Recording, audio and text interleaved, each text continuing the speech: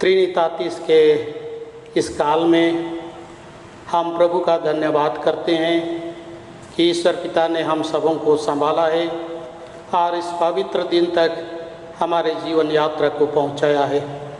इस निमित्त ईश्वर पिता का धन्यवाद करते हुए आप सभी विश्वासियों का आज की आराधना में स्वागत करते हैं। आज की आराधना परमेश्वर के पवित्र वचन के आह्वान के साथ आरंभ करेंगे। वह भजन संहिता 13 उसके प्रथम 2 पद में हम सबों को प्रभु ऐसा आह्वान किया है, हे परमेश्वर, कब तक क्या तू सदैव मुझे भूला रहेगा? तू कब तक अपना मुखड़ा मुझसे छिपाए रहेगा? मैं कब तक अपने मन ही मन में युक्तियां करता रहूं और दिन भर अपने हृदय में दुखित रहा करूं? कब तक मेरा शत्रु मुझ पर प्रबल रहेगा? आमीन। आइए आज की आराधना का प्रथम गीत हम लोग गाएंगे, गीत नंबर 8। ईश्वर के गुण सब है अगा, समझ से बाहर और पुनीत, पर उनमें उत्तम और अथाह सनातन से है उसकी प्रीत।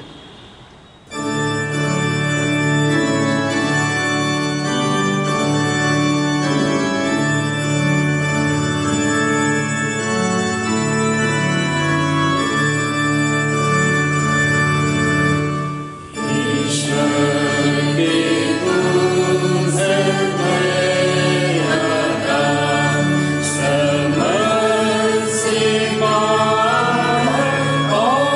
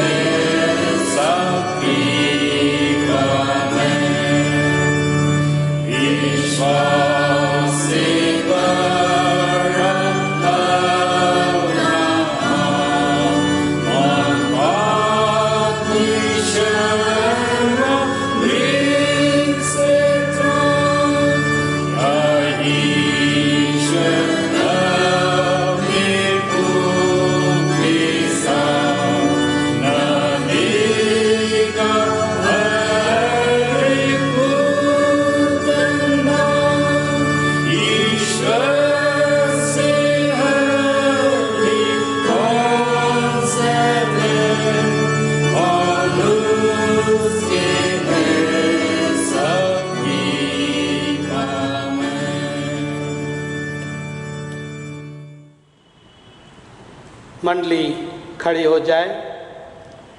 परमेश्वर पिता, पुत्र और पवित्र आत्मा के नाम से आमीन। हमारी सहायता ईश्वर के नाम से है, जिसने स्वर्ग और पृथ्वी को सिरजा।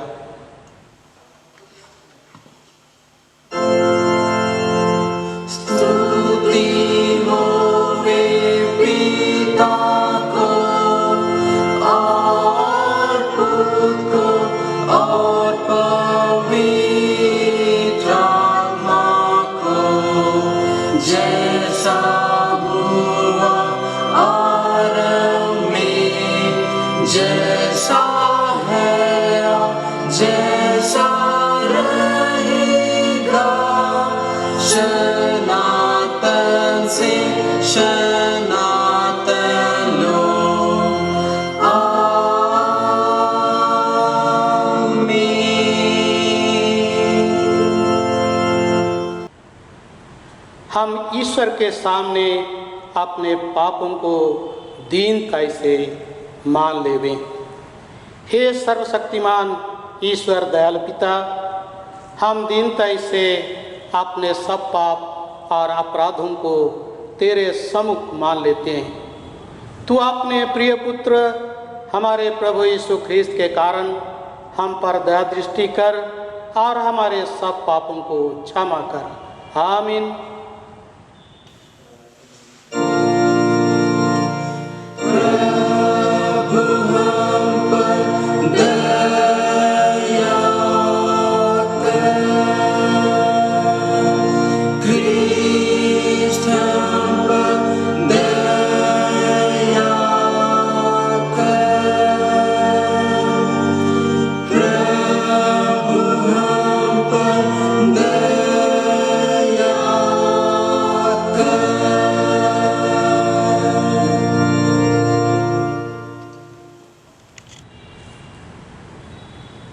क्योंकि सबों ने पाप किया है और ईश्वर की प्रशंसा योग्य नहीं होते हैं, पर उसके अनुग्रह से उस उद्धार के द्वारा जो ख्रीस्त यीशु से है सेंतमेंत धर्मी ठहराए जाते हैं। आमीन।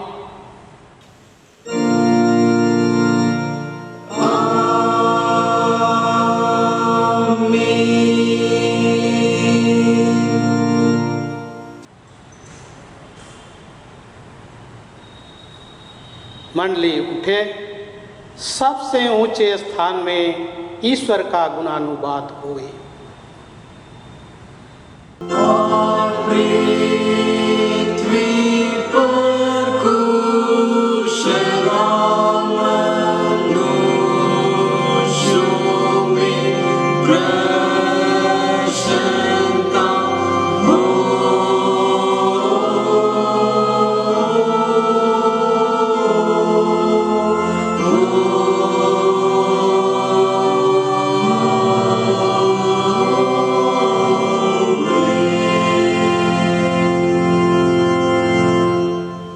प्रभु तुम्हारे संग होए।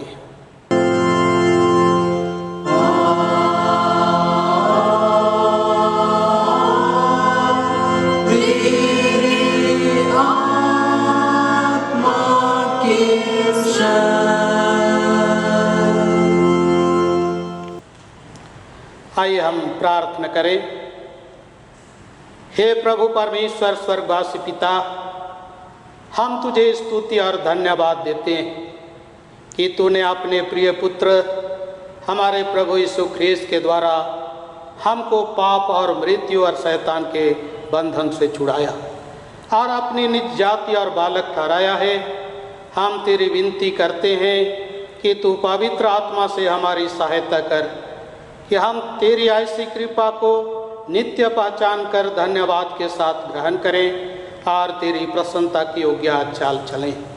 हमारे मनों को पवित्र कर कि पाप हम में प्रभुता करने ना पाए, वरन कि हम भले कार्यों के द्वारा इस संसार में ज्योति के समान हो, जिससे और लोग देखकर तेरी स्तुति करें। जीवन भर तू हमको अपने मार्ग पर चला कि हम इसके बाद स्वर्ग राज्य में पहुंचकर अनंत जीवन प्राप्त करें, हमारे प्रभु यीशु ख्रीस्त के द्वारा।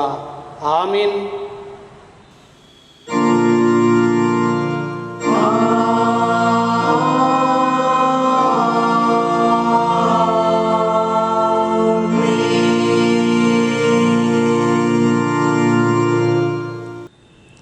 आज के निमित्त जो परमेश्वर का पवित्र वचन है, जो हम सबों के लिए पाठ वचन के रूप में दिया गया है, वह हमें मिलता है प्रेरितों के काम नामक पुस्तक, उसके 17 अध्याय 16 से आगे अंतिम 34 पदों। परमेश्वर का पवित्र वचन यहाँ हम ऐसा पाते हैं।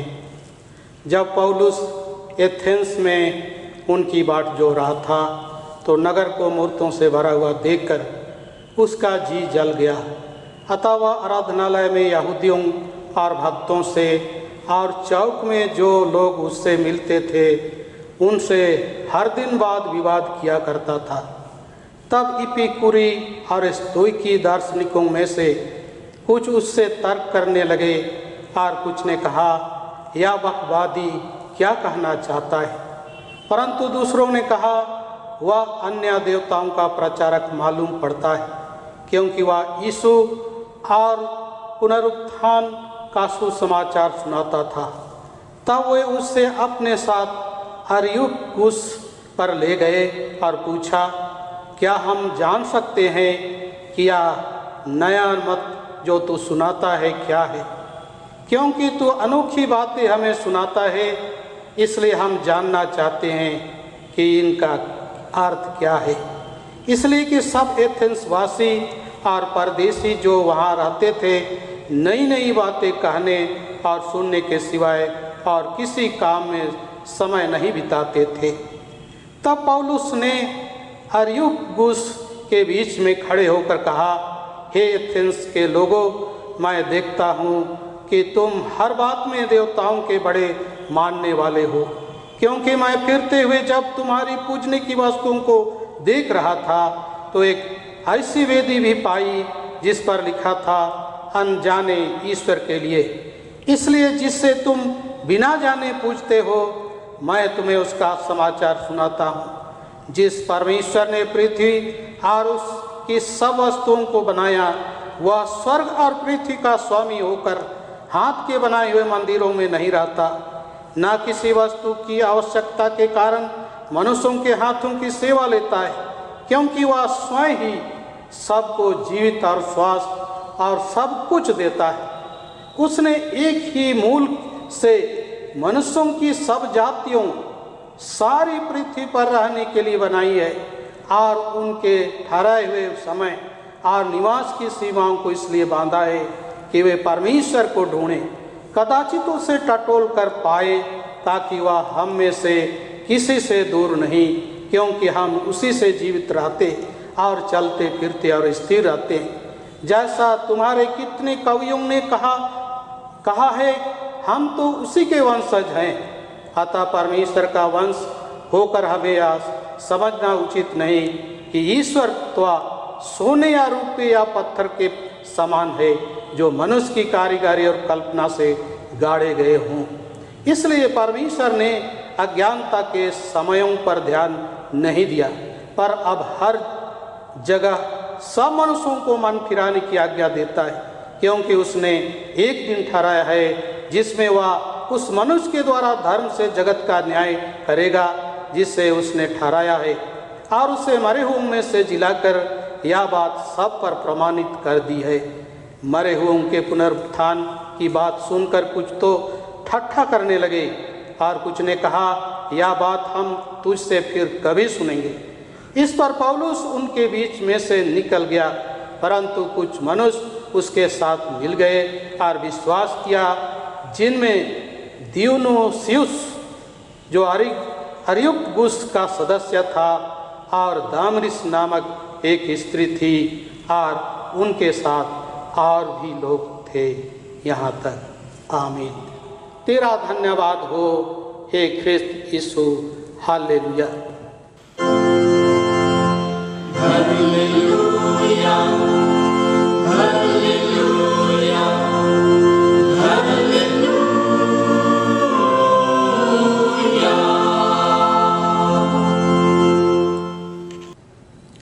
अब हम समस्त क्रिस्तानी कलीसिया के संग एक होकर के अपना महापवित्र विश्वास मान लेकर एक साथ यूँ कहें, मैं विश्वास करता हूँ परमेश्वर पिता पर, जो स्वर्ग और पृथ्वी का सर्वशक्तिमान सृजनहार है, और उसके इकलौते पुत्र अपने प्रभु यीशु ख्रीस्त पर जो पवित्र आत्मा से घर में आया, कुंवारी मरियम से उत्पन्न हुआ, पांतुस पिलातुस की आज्ञा से दुख उठाया, क्रूस पर चढ़ाया गया, मर गया और गाड़ा गया, पाताल में उतरा, तीसरे दिन मृतकों में से जी उठा, स्वर्ग पर चढ़ गया और परमेश्वर सर्वशक्तिमान पिता के दाहिने हाथ बैठा है, जहाँ से वह जीवतों और मृतकों के विचार करने को फिर आएगा।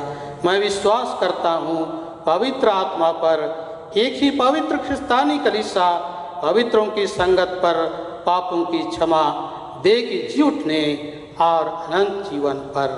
आमीन।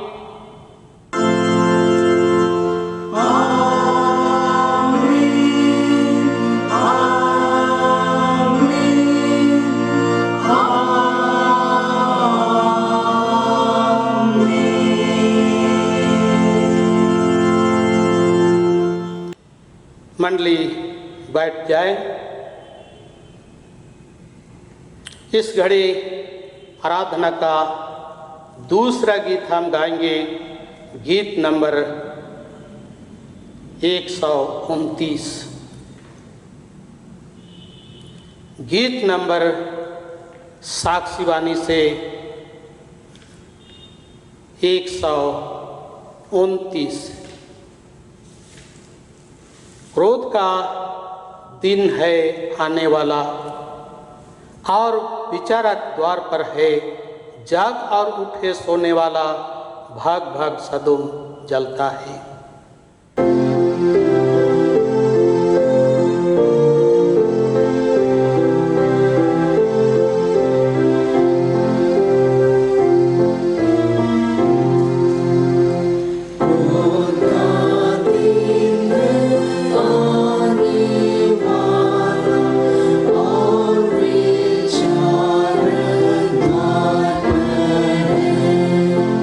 Jagaru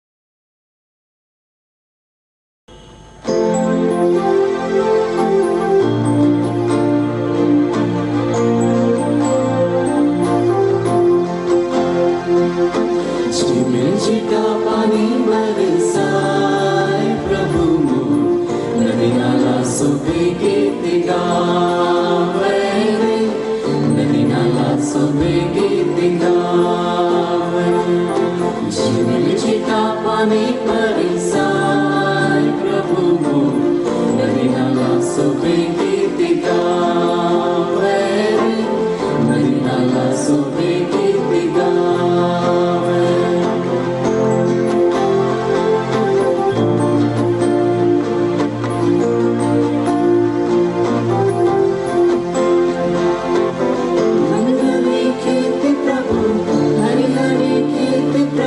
झूमी झूमी करे तोरी महिमा, करे तोरी महिमा रे। बगिया में फूल प्रभु, बगिया में फूल प्रभु, झूमी झूमी करे तोरी महिमा, करे तोरी महिमा रे। जीवन चिता पानी बरसाए प्रभु, नदी नाला सोबे गीत गावे रे, नदी नाला सोबे गीत गावे।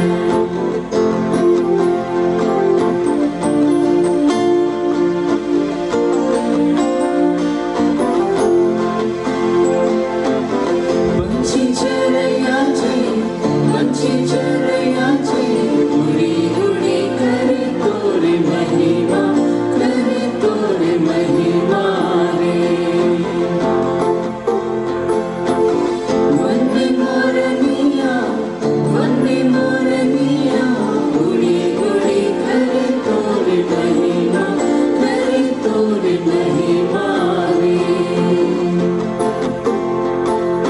जीवन चिता पानी बरसाए प्रभु, नदी नाला सोबे गीत गावे रे, नदी नाला सोबे गीत गावे।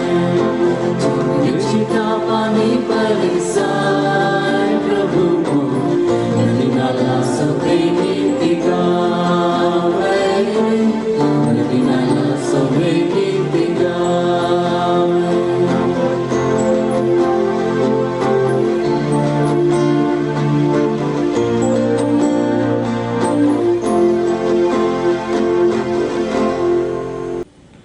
तुम्हें हमारे पिता परमेश्वर और उद्धारकर्ता प्रभु यीशु मसीह की ओर से अनुग्रह शांति बहुत ऐसे मिले। हम प्रार्थना करें।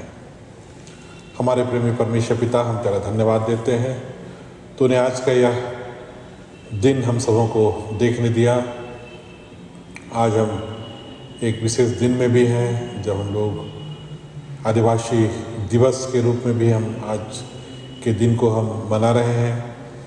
आप पिता परमेश्वर, हम प्रार्थना करते हैं इस दिन की आशीष हर एक को दे, और आज तू अपने वचन के द्वारा हमारी अगुवाई कर, हमसे बातें कर, ताकि निश्चय तेरे वचन की आशीष हमें से हर एक को अधिकारी से मिलने पाए।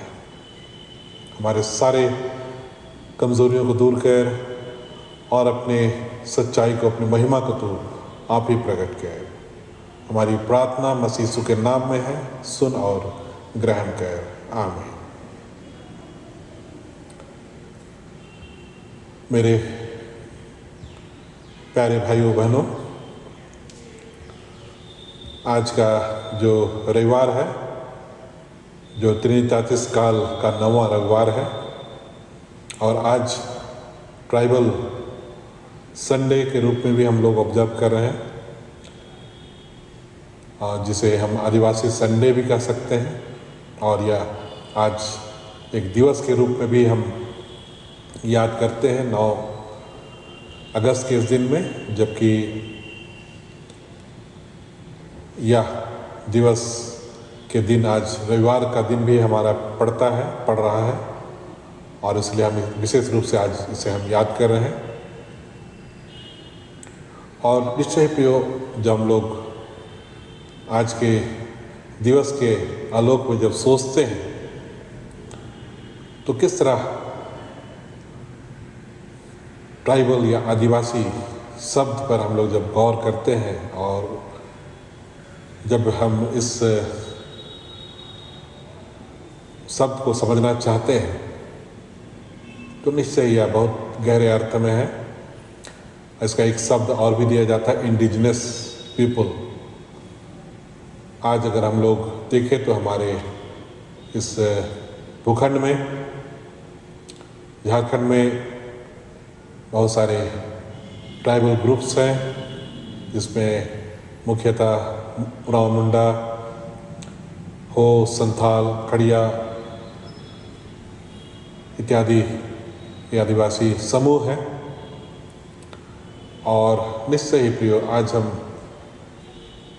ईश्वर को धन्यवाद देते हैं, साथ में उन मिशनरियों को धन्यवाद देते हैं जिन्होंने शिक्षा की ज्योति जलाई उस स्थान पर और भिन्न भिन्न स्कूल कॉलेजों की स्थापना की। और निश्चय यह हमारे लिए बड़ी आशीष का कारण ठहरा। और सबसे बढ़कर प्रभु का सुसमाचार उन्होंने हमें सुनाया, जो कि छुटकारे का संदेश है, जहाँ हम प्रभु यीशु मसीह के उन वचनों को याद करते हैं जहाँ यीशु मसीह कहते हैं, मैं इस संसार में इसलिए आया कि मैं दबे कुचले हुए लोगों को छुड़ाऊं, बंदियों को आज़ाद करूं और परमेश्वर के आनंद का सुसमाचार का संदेश सुनाऊं। अंधों को आंखें दूं, लंगड़ों को चलने की शक्ति दूं और कंगालों को छुड़ाऊं। तो ये जो प्रभु का संदेश था आज हमारे लिए बहुत प्रासंगिक है। और आज हम लोग जब इन संदेश के आधार पर अवलोकन करते हैं तो निश्चित रूप से आज हम लोग छुड़ाए गए हैं। सुसमाचार के सामर्थ्य के द्वारा हम लोग छुड़ाए गए। जहाँ यीशु मसीह ने हमसे प्रेम किया और उसने क्रूस पर हमारे पापों का प्रायश्चित किया, हमारे पापों का बलिदान किया और हमारे पापों का मूल्य चुकाया, कि आज उस पर विश्वास करने के द्वारा हमें अनंत छुटकारा मिल जाए। और उसने वचन में स्पष्ट किया, और वचन स्पष्ट रूप से यह कहता है कि जब हम सब विश्वास करते हैं हम नाश नहीं होंगे परंतु अनंत जीवन प्राप्त करेंगे। आज प्रियो, इस संसार का जीवन हमारे लिए है, इसके साथ ही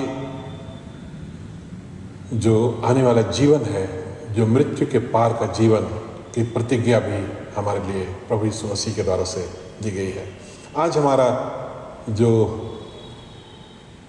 मुख्य संदेश का जो वचन है, जो लूका के सुसमाचार 16 अध्याय से लिया गया है, 1 से लेकर 13वें पद तक से यह वचन आज के लिए उपदेश के रूप में रखा गया है, जिसे मैं आपके सामने पढ़ना चाहता हूँ।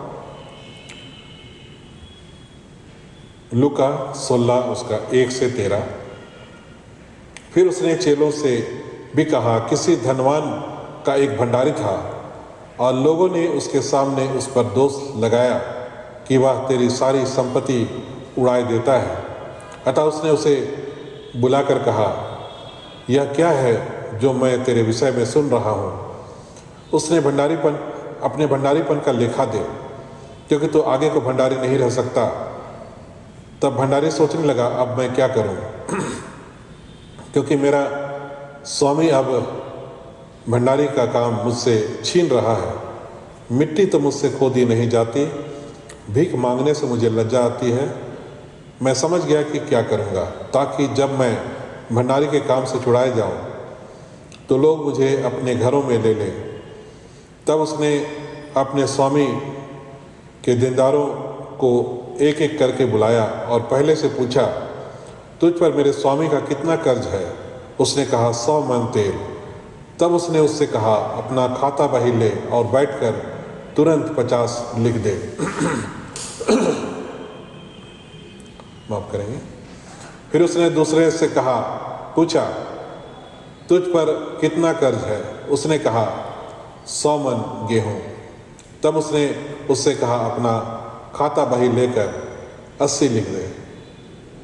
स्वामी ने उस अधर्मी भंडारी को सराहा कि उसने चतुराई से काम किया है, क्योंकि इस संसार के लोग अपने समय के लोगों के साथ रीति व्यवहारों में ज्योति के लोगों से अधिक चतुर है। और मैं तुमसे कहता हूँ कि अधर्म के धन से अपने लिए मित्र बना लो, ताकि जब वह जाता रहे तो वे तुम्हें अनंत निवासों में ले लें। जो थोड़े से थोड़े में सच्चा है वह बहुत में भी सच्चा है, और जो थोड़े से थोड़े में अधर्मी है वह बहुत में भी अधर्मी है। इसलिए जब तुम अधर्म के धन से में सच्चे न ठहरे तो सच्चा धन तुम्हें कौन सौंपेगा? और यदि तुम पराये धन में सच्चे न ठहरे तो जो तुम्हारा है उसे तुम्हें कौन देगा? कोई दास दो स्वामी को सेवा नहीं कर सकता, क्योंकि वह तो एक से बैर और दूसरे से प्रेम रखेगा। ये एक से मिला रहेगा और दूसरे को तुच्छ जानेगा। तुम परमेश्वर और धन दोनों की सेवा नहीं कर सकते। यहाँ तक। आमीन। कृष्ण में मेरे प्रियो, सचमुच जैसा मैं आज के दिवस के आधार पर कह रहा था, और आदिवासी शब्द जो यहाँ के मूल निवासी को दर्शाता है, जो इस देश के मूल निवासी को दर्शाता है। आज आदिवासी पूरे विश्व में है, हमारे देश में भिन्न भिन्न राज्यों में है, और वे निश्चय ही यहाँ के मूल निवासी हैं। और जब हम प्रभु की शिक्षाओं के आधार पर जब देखते हैं तो यह कहा जाता है कि जो भी प्रभु की शिक्षाएं हैं कि मसीही आचरण कैसा होना चाहिए, तो उन आचरणों का 50% कहा जाता है कि आदिवासियों के स्वभाव में पहले से ही पाया जाता है। जैसा कि प्रभु की शिक्षा, जो पहाड़ी देश की शिक्षा है कि धन्य है जो मन के दीन है, धन्य है जो नम्र है, धन्य है जो सच्चे हैं। ये जो बातें प्रभु ने कही, धन्य वचन कहे, आज जब हम लोग आदिवासी समाज में इस बात को देखते हैं तो ये कहा भी जाता है कि 50% तो वो पहले से ही स्वतः ही उनके स्वभाव में यह विद्यमान है। और निश्चय ही प्रियो, हम आज जब इस वचन में हम लोग देखते हैं तो यहाँ पर प्रभु कहते हैं कि किस तरह एक भंडारी जो दोषी पाया गया,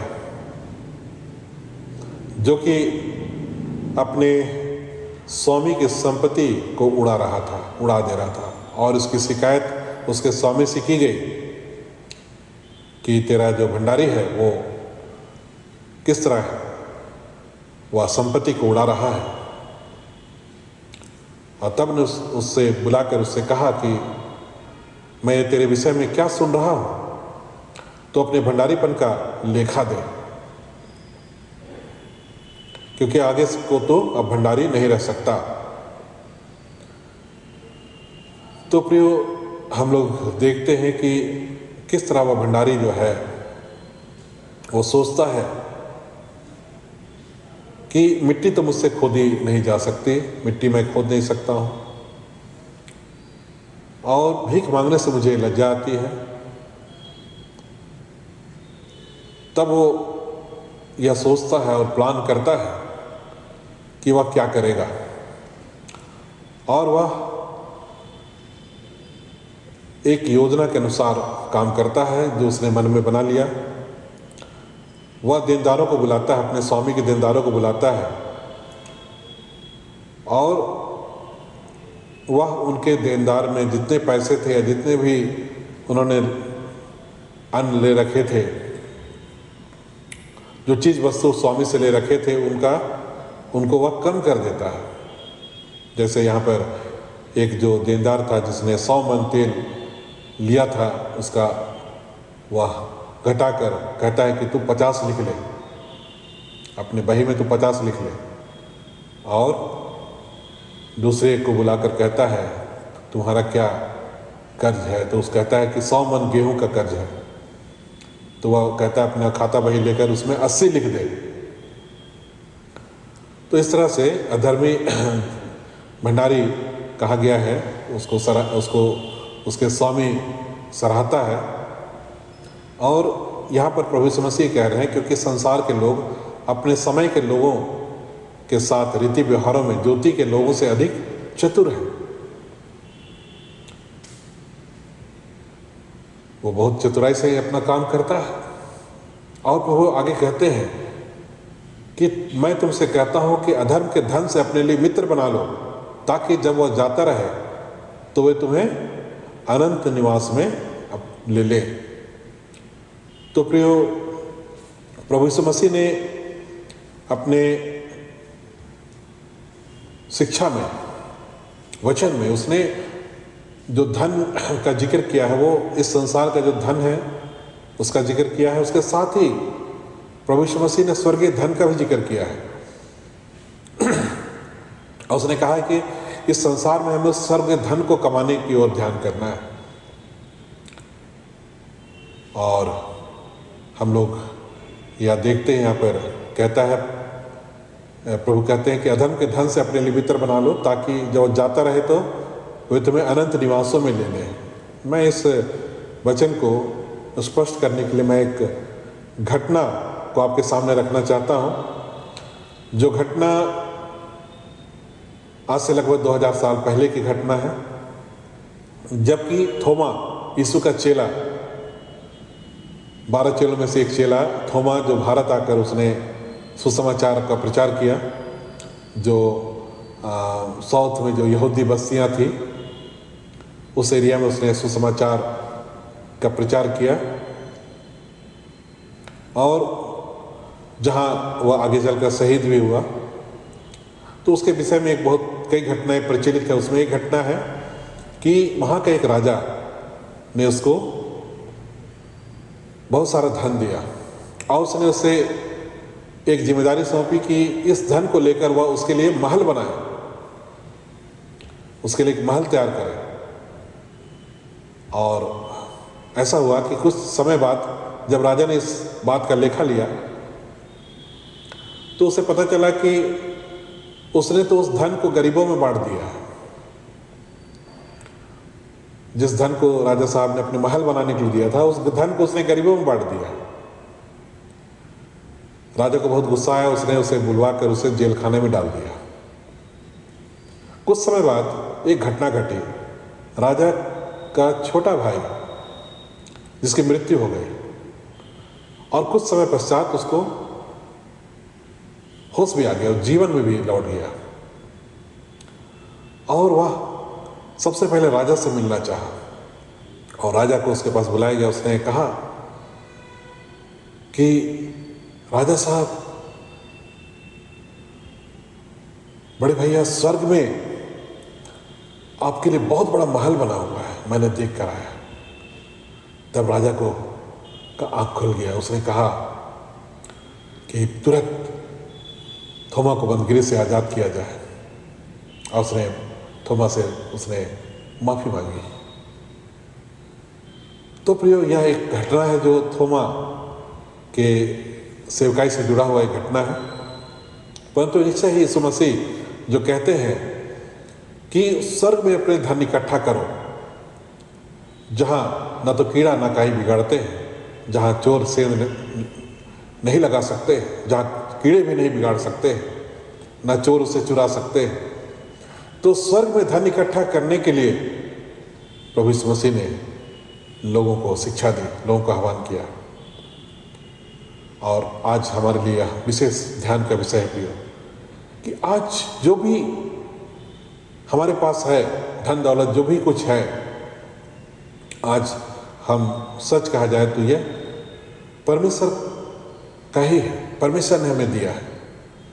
और एक तरह से हम कहें तो हम सभी भंडारी हैं। जबकि वचन में हम लोग देखते हैं, भजन संहिता 24 का पहला पद में ही कहता है कि पृथ्वी और जो कुछ उसमें है यहोवा ही का है, जगत और उसमें निवास करने वाले भी उसी के हैं।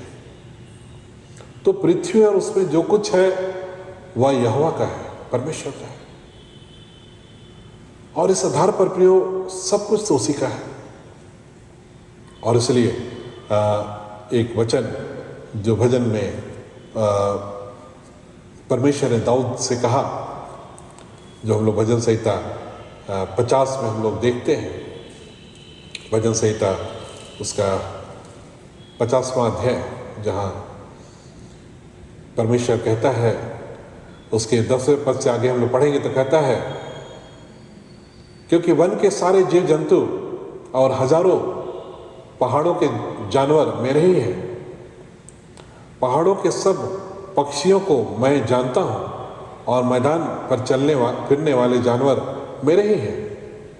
यदि मैं भूखा होता तो तुझसे ना कहता, क्योंकि जगत और जो कुछ उसमें है वह मेरा है।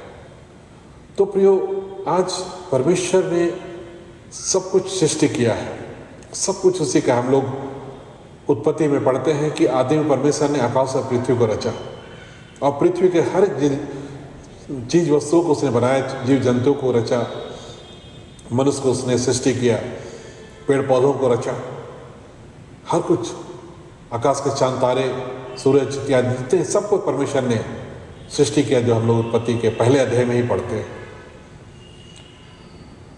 तो निश्चित रूप से आगे जो परमेश्वर कहता है, फूलो फलो और इसे अपने वश में कर लो। तो परमेश्वर ने इन सारी सृष्टि के ऊपर मनुष्य को उसने बनाया, और उसको उसने भंडारी बनाया, उसका भंडारीपन सौंपा। आज दुनिया के हर एक धन दौलत जो भी है परमेश्वर की सृष्टि है, और परमेश्वर जिसे चाहता है उसे देता है। लेकिन आज हर एक को समझना है कि हम भंडारी हैं, मालिक हम नहीं हैं, हम उसके भंडारी हैं, और उसका हम सही से हमें उसको इस्तेमाल करना है। आदम हवा को परमेश्वर ने इसलिए रखा, उन्हें आशीष दिया कि वे यहाँ देखभाल करें और उसकी रक्षा करें, वचन कहता है। तो आज हमें यह जानना है प्रियो कि आज जो कुछ भी परमेश्वर ने हमें दिया है, धन दौलत जो भी कुछ दिया है, चल अचल संपत्ति, वो परमेश्वर की आशीष है। परमेश्वर ने हमें दिया है, उसका हमें सही इस्तेमाल करना सीखना है, सही इस्तेमाल करना जानना है, उसको सही से इस्तेमाल करना है, ताकि निश्चित रूप से उसका प्रतिफल हम उसको प्राप्त करें। और हम लोग देखते हैं कि जब इजरायलियों को परमेश्वर ने चुना, तो उसने उनको पूरे जगत के लोगों का एक भंडारी ठहराया, कि जिससे वे परमेश्वर के सच्चाई को पूरे जगत में फैलाएं, और वे सारे जगत के लोगों के लिए आशीष कारण ठहरे। और निश्चय प्रियो, यह भंडारीपन को दिया गया, जहाँ के ये कहा गया है कि उनको इसकी जिम्मेदारी सौंपी गई, और जब उससे हिसाब लिया गया तो वे जो हिसाब लेने वाले थे उन्होंने मारा पीटा, और कईयों को उन्होंने मार भी डाला, और अंत में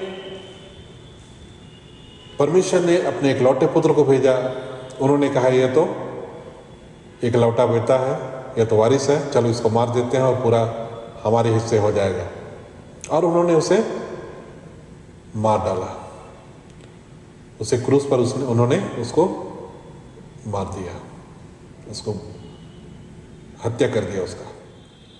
प्रियो प्रभु यीशु मसीह इस तरह से सब के लिए क्रूस पर बलिदान दिए, और इस तरह उसका जो बलिदान हुआ वो सारे जगत के लिए हुआ, ये बाइबल में स्पष्ट हम पाते हैं।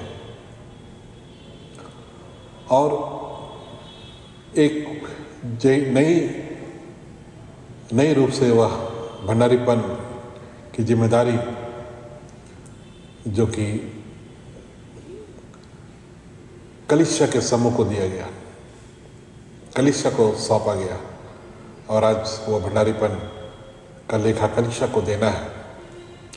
आज कलीसिया का हर एक विश्वासी भंडारी के रूप में है, और जो भी ईश्वर ने हमें दिया है उसका हम किस तरह उपयोग करते हैं, ये बहुत ही मायने रखता है। और आज हम लोग को जानना है किस तरह जो बाइबल के जो महान लोग थे, जो पूर्वज थे, अब्राहम, इसहाक, याकूब, अय्यूब इत्यादि, जिन्होंने अपने धन को अपना सिर्फ नहीं समझा लेकिन उन्होंने उसका सही इस्तेमाल किया और सही रूप से उन्होंने उसका उपयोग किया और उसके विषय में सही भावना भी रखी। हम इस बात को देखते हैं कि वे बहुत संपन्न लोग थे, परंतु उन्होंने कभी भी धन को आगे नहीं रखा और अब्राहम भी इस बात को स्वीकार करता है कि परमेश्वर के द्वारा वो आशीष पाया है। और उसी तरह से अय्यूब के जीवन में हम लोग देखते हैं कि अय्यूब जो कि यह कहता है कि परमेश्वर ही मुझको दिया है, परमेश्वर का ही सब कुछ है। और इस तरह से उन्होंने कभी भी धन को आगे नहीं रखा। यहाँ पर जैसा प्रभु का वचन कहता है, यीशु मसीह कहते हैं तुम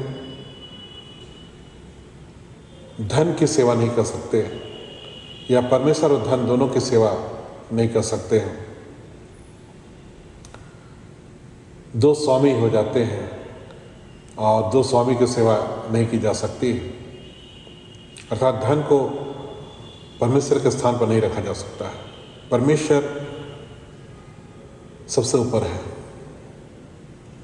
और इसलिए जो धन परमेश्वर हमें देता है वो परमेश्वर की आशीष के रूप में हमें समझना है, परमेश्वर का दिया हुआ समझना है, उसका हमें सही इस्तेमाल करना है। आज हमें जानना है कि जो धन मेरे पास है वो सिर्फ परमेश्वर ने मेरे लिए नहीं दिया है, लेकिन इसका उपयोग मुझे भलाई के काम में भी लगाना है। जिनको आवश्यकता है उसके लिए भी अपना मुट्ठी खोलना है।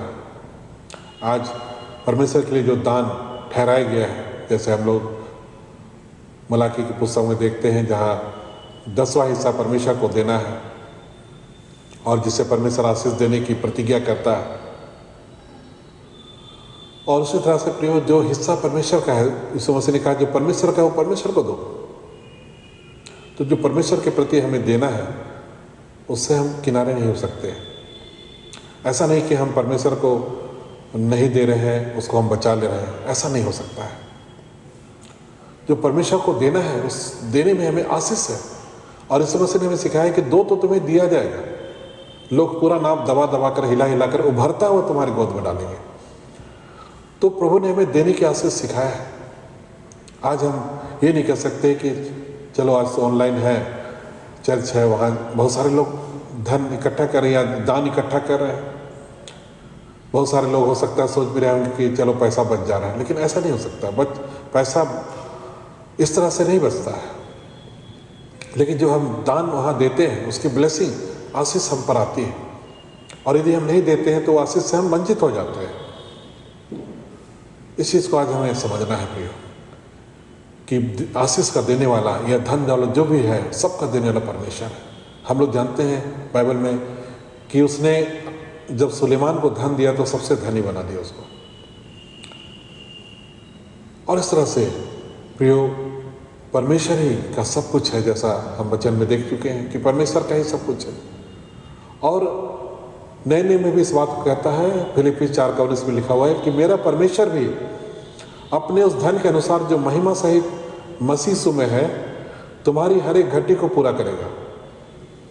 तो आज जो परमेश्वर का धन है उसमें जीवन भी शामिल है। आज हम रुपये पैसे को धन समझते हैं, जरूर ये धन है, लेकिन सिर्फ यही धन नहीं है, बहुत सारे धन है जो इस दुनिया में भी आत्मिक रूप से है।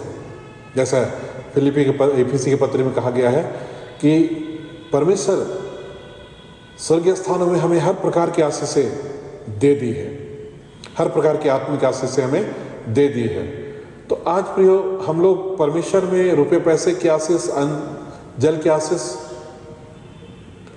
के रूप में ही सीमित रूप से नहीं पाते, लेकिन परमेश्वर की आशीष बहुत तरह से है। अगर हमारे जीवन में सुख चैन है तो वो भी परमेश्वर की आशीष है, वो भी एक धन है। हमारे जीवन में अच्छा स्वास्थ्य है, वो भी परमेश्वर का एक धन है।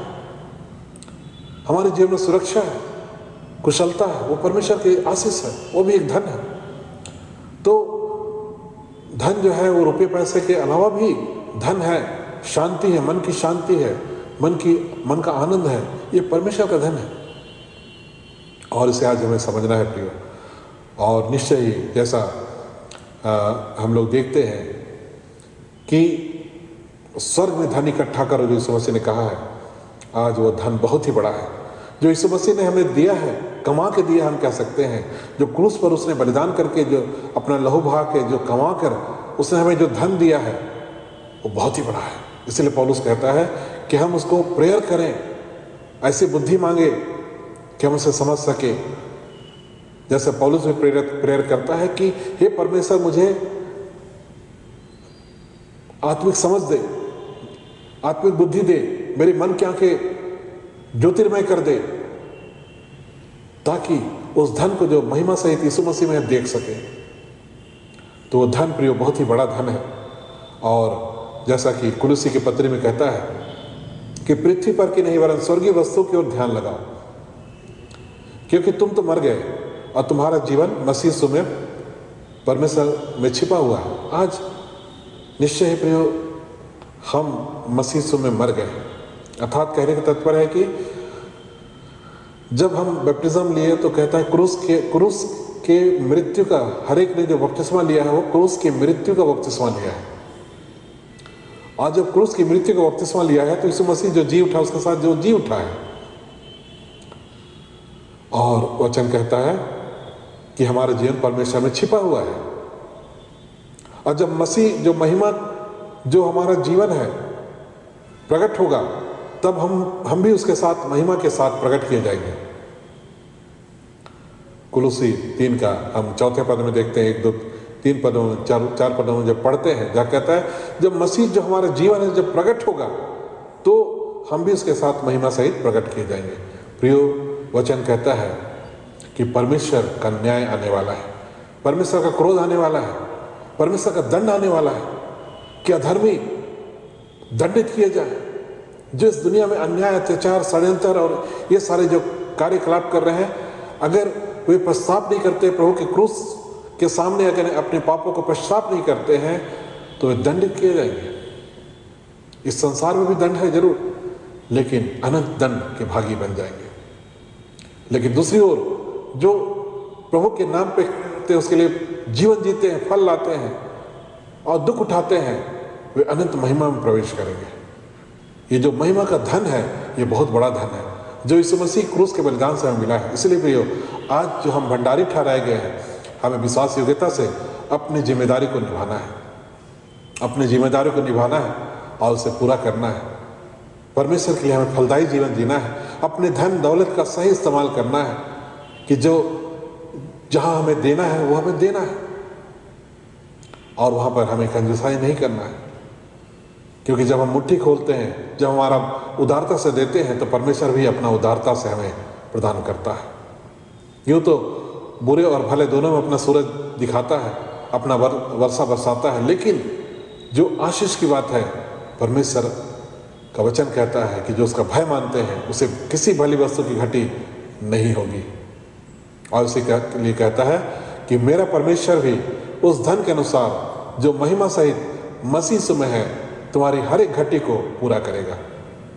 आज इस ऐसे समय में प्रियो, जब हम लॉकडाउन में जी रहे हैं, बहुत सारे लोग आज आर्थिक रूप से उनको धक्का लगा है, लेकिन आप विश्वास करें, भरोसा करें कि प्रभु यीशु मसीह जिसने 5 रोटी और 2 मछली से हजारों लोगों को खिलाकर तृप्त किया, आज उस प्रभु पर विश्वास करें, उस पर भरोसा रखें, उससे प्रार्थना करें, वो आपकी हर एक घटी को पूरा करेगा।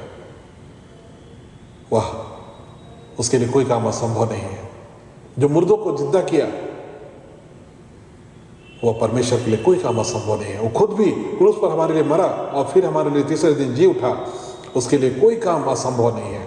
इसलिए आज प्रिय, हम विश्वास से उसके पास आए और पूरी सुरक्षा की गारंटी आज हमें प्रभु के द्वारा से है। कहता है जो उसके पास आता है, उसके शरण में आता है, उसे प्रेयर करता है, उसके वचन पर ध्यान करता है, उसे परमेश्वर की सुरक्षा मिलती रहेगी। हर रोग, महामारी, हर तरह की बातों से बचा रहेगा। परमेश्वर निश्चित रूप से हम सबों को अपनी बड़ी आशीष दे, अपनी बड़ी अगुवाई दे कि हम एक अच्छे भंडारी बन करके एक अच्छी भूमिका निभाएं और परमेश्वर के अनंत निवास में हम प्रवेश करें। जैसा दाऊद कहता है कि मैं जीवन भर उसकी भलाई और दया, परमेश्वर की भलाई और दया मेरा पीछे करेंगी और मैं जीवन के अंत लोग उसके भवन में निवास करूंगा। तो प्रियो, यह बहुत बड़ी आशीष है, बहुत बड़ी प्रतिज्ञा है। इस जीवन की आशीष के साथ अनंत जीवन की आशीष यीशु मसीह में हमें प्रतिज्ञा मिली है। आज हम उस पर विश्वास करें, भरोसा करें। निश्चय ही प्रभु यीशु मसीह ने अपने क्रूस मृत्यु और उसके जी उठने के द्वारा इस बात को प्रमाणित कर दिया है। परमेश्वर इन वचनों से हमें आशीष दे। आमीन। हम प्रार्थना करें। हमारे प्रेमी परमेश्वर पिता, हम तेरा धन्यवाद देते हैं। सचमुच में तू महान परमेश्वर है। तूने सारे जगत को रचा है, सारे सृष्टि को बनाया है, और जैसा वचन कहता है तू आदि वचन था और तूने सारी सृष्टि को रचा और तू वचन देहधारी होकर इस संसार में आ गया।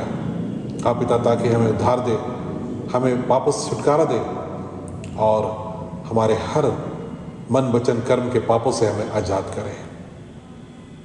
सचमुच प्रभु, आज के वचन की आशीष सारे को मिले। आज जो हम आदिवासी दिवस के रूप में मना रहे हैं, इस दिन की आशीष सारे को मिले। और तूने सब जातियों को रचा है, सब जातियों को बनाया है, जनजातियों को बनाया है। तू ही आशीष का देने वाला परमेश्वर है, तू ही सबके लिए चिंता करने वाला परमेश्वर है। तू अपनी आशीष हर एक पर अधिकार से दे। हमारी प्रार्थना है कृष्ण यीशु के नाम में सुन और ग्रहण कर। आमीन। और परमेश्वर की शांति जो समस्त ज्ञान से परे है, कृष्ण यीशु में हर एक के मन की रक्षा करे, अब से सदा लो। आमीन। आगे हम तीसरा गीत गाएंगे, गीत नंबर 319। मुझे है आनंद कि ईश्वर पिता मुझको दिखाता है प्यार यीशु का। बाइबल की मीठी कथाओं का सार यह है कि मुझसे मसीह करता प्यार। धन हो वह मुझसे करता प्यार, करता प्यार, करता प्यार। धन हो वह मुझसे करता प्यार, करता प्यार मुझसे।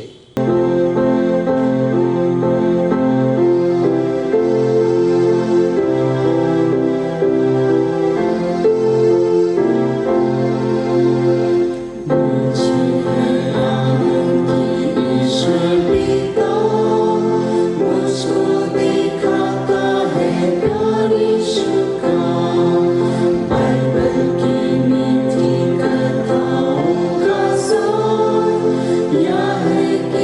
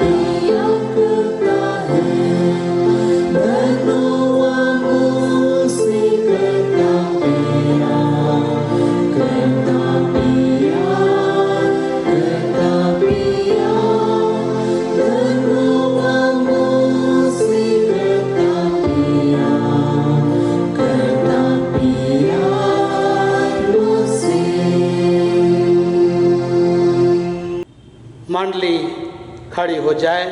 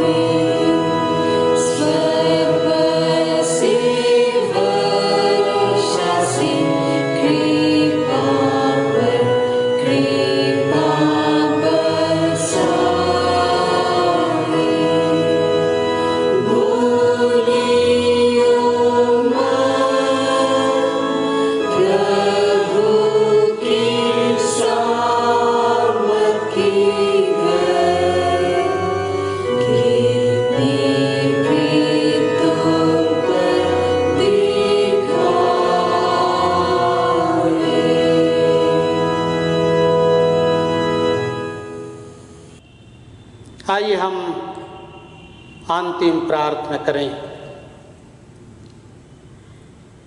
हे प्रभु परमेश्वर स्वर्गवासी पिता, हम तेरी विनती करते हैं अपनी ख्रिस्तानी कलीसिया और उसके सारे सेवकों की अगुवाई कर कि वे तेरे वचन के निर्मल उपदेश में ठहरे, जिससे सच विश्वास और प्रेम हम में बढ़े और दृढ़ाया जाए।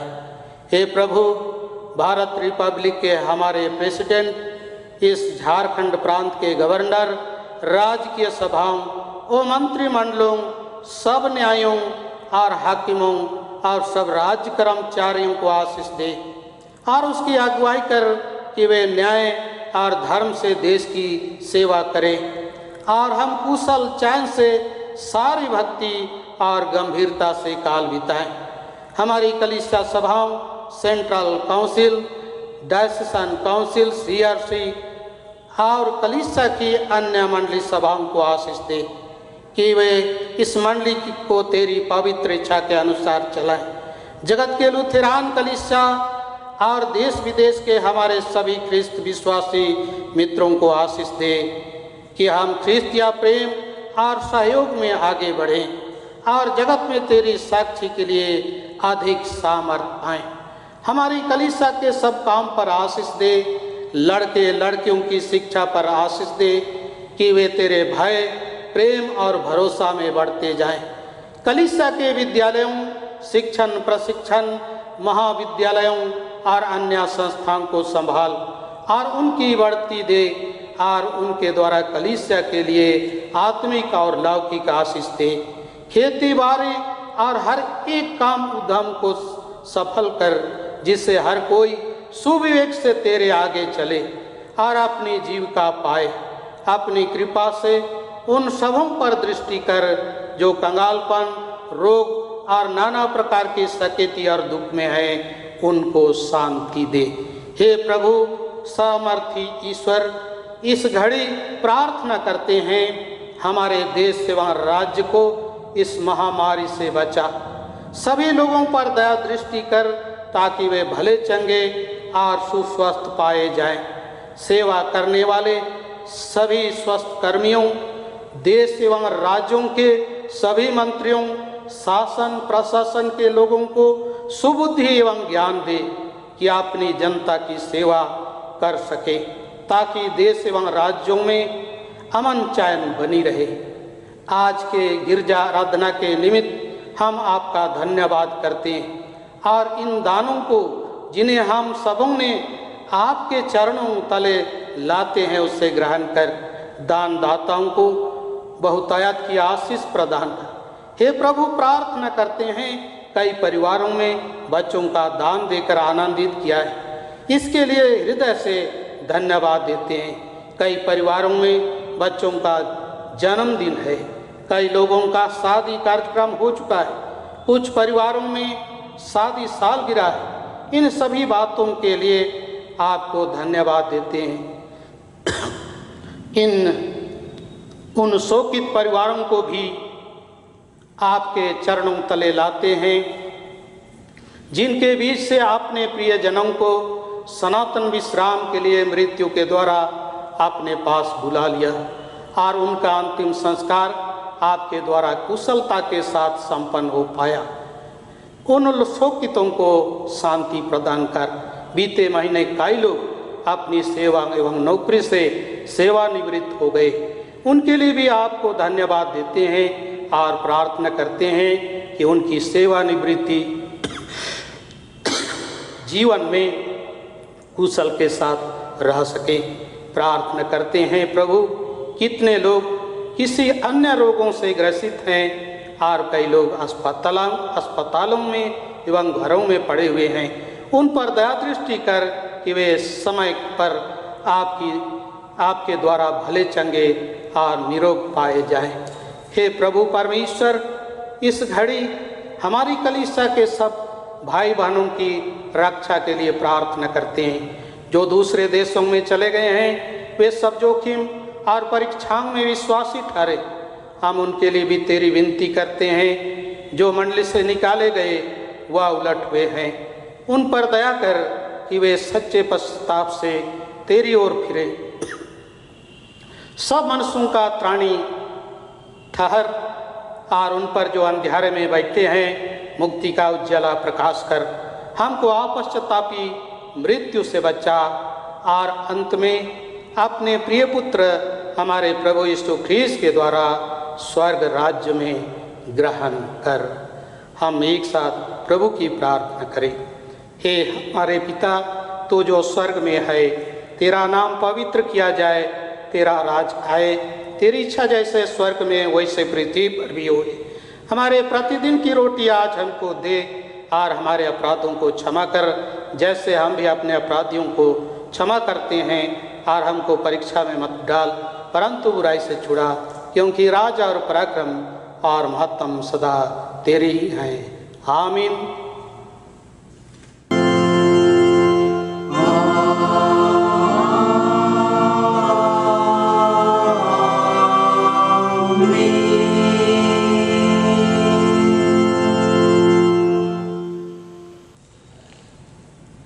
आप त्रिएक ईश्वर का आशीर्वाद विश्वासी और दीन मन से आप सभी ग्रहण करें।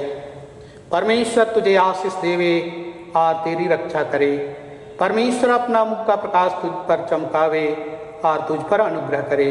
परमेश्वर अपना मुख का प्रकाश तुझ पर करे और तुझे कुशल देवे। आमीन।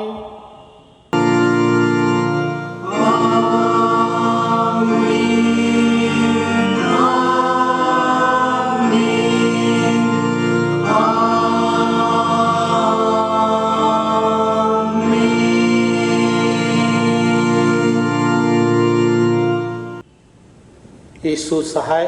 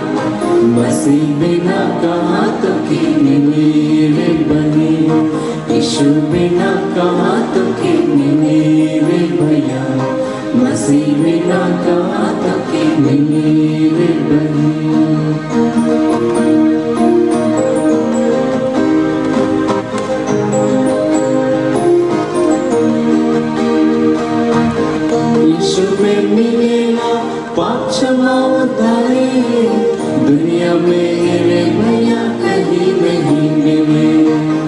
यीशु में मिलेगा पाप क्षमा उद्धारे, दुनिया में मेरे भैया कहीं नहीं मिले।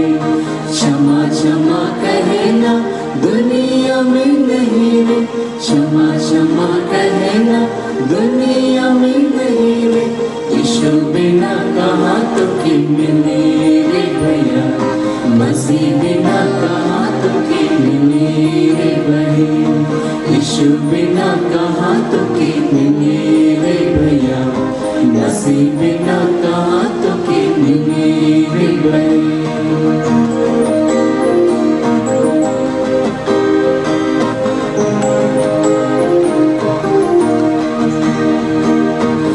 यीशु का लहू भैया पाप धोई दे, मसीह का लहू बहन मन शुद्ध करे। यीशु का लहू भैया पाप धोई दे, मसीह का लहू बहन मन शुद्ध करे।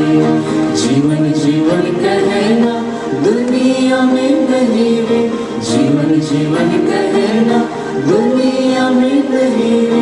यीशु की ना अनंत जीवन रे भैया, मसीह की ना अनंत जीवन रे भाई।